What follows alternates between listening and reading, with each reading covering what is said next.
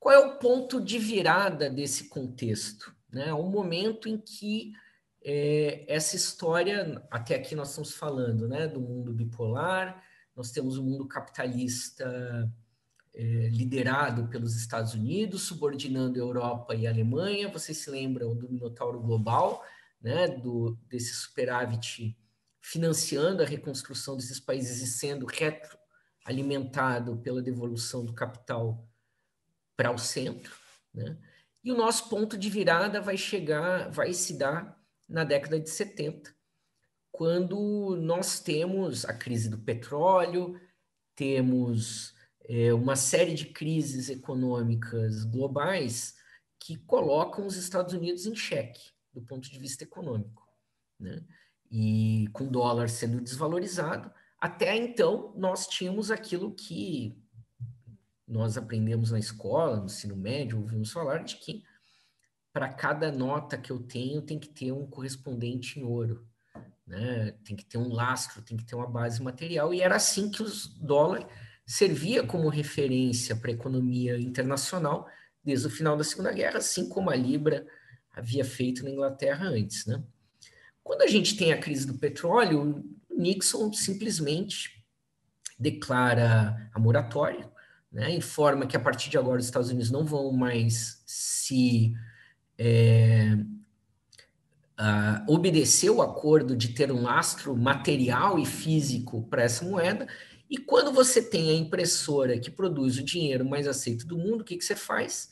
Você liga a impressora, né?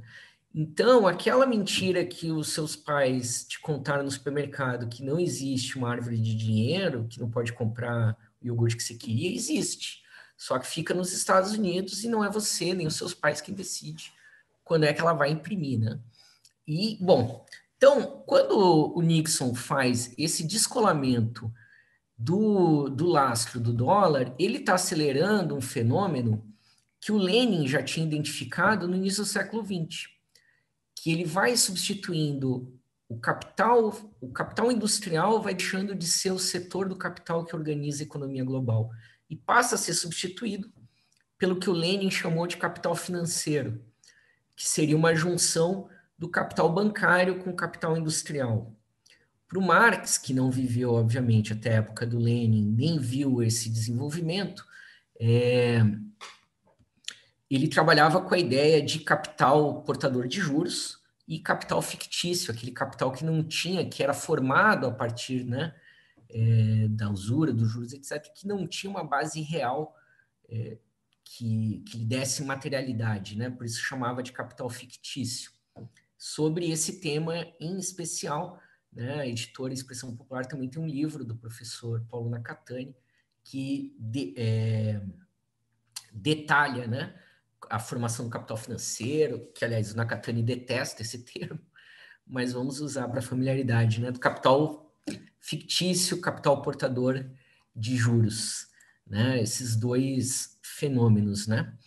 Bem, o que acontece? Esse movimento do Nixon ele vai acelerar esse descolamento entre o dinheiro e a materialidade, né?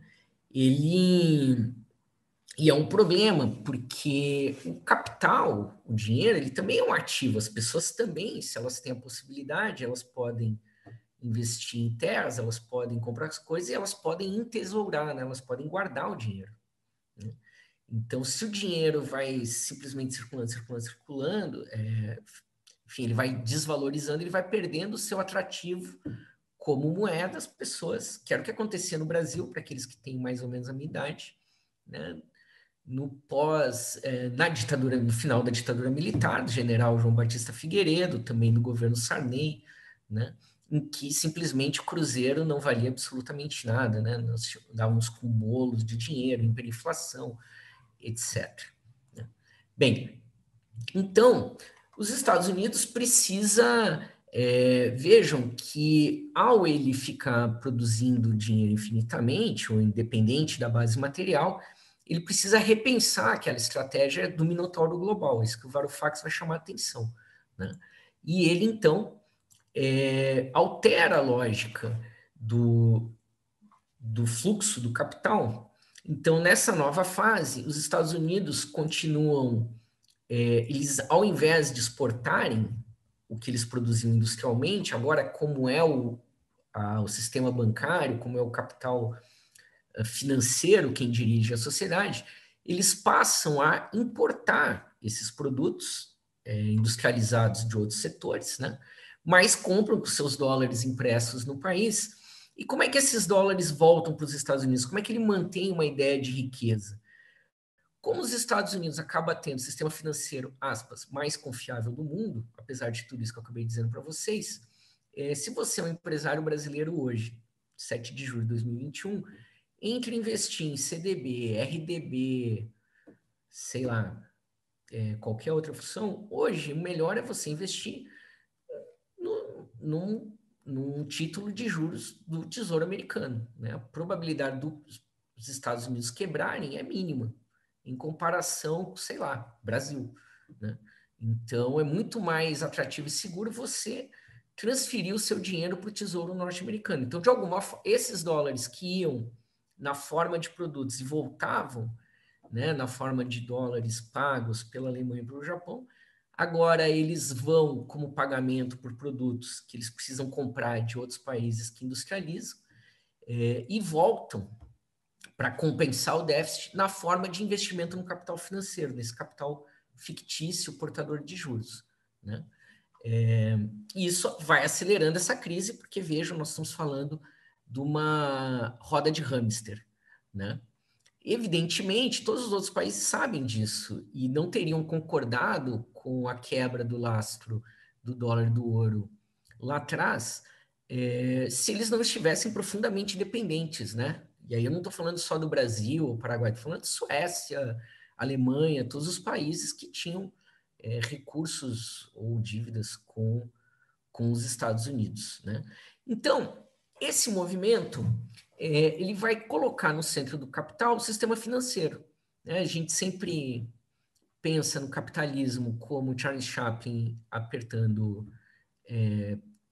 porcas ali na linha de montagem, né? E não pensa no aplicativo do Rap, do Uber, ou no aplicativo do Nubank, enfim.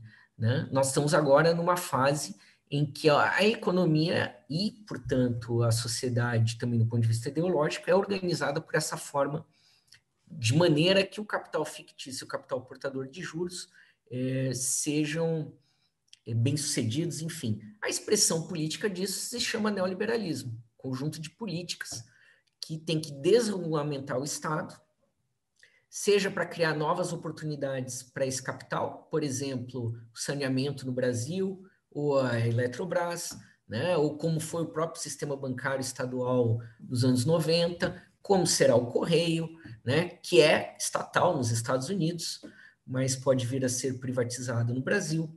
Então, por um lado, o Estado tem que ser reduzido, porque áreas que, seja pelo estado de bem-estar social, enfim, estavam sob o controle do Estado e podem se transformar em oportunidade de negócios, de mercado para o capital, precisam passar do Estado, do controle público para o controle privado, ou porque o Estado, efetivamente, enquanto legislador e operador de políticas, pode impedir esse trânsito do capital financeiro. Né?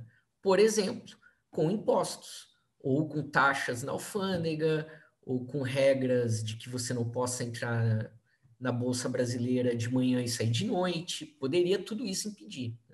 Então, o neoliberalismo é justamente reduzir ao Estado mínimo para que não se criem obstáculos para esse capital financeiro.